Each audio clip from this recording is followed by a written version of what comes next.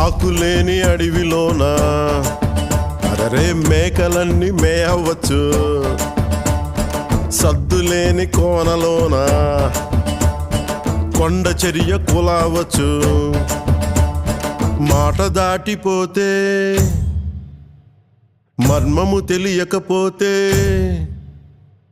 మాట దాటిపోతే మర్మము తెలియకపోతే పొగరుబోతు తగురుపోయి కొండను తాకినట్టు. అందుకే మాట వినాలి గురుడా, మాట వినాలి, మాట వినాలి, మంచి మాట వినాలి. మాట వినాలి గురుడా, మాట వినాలి, మాట వినాలి, మంచి మాట వినాలి.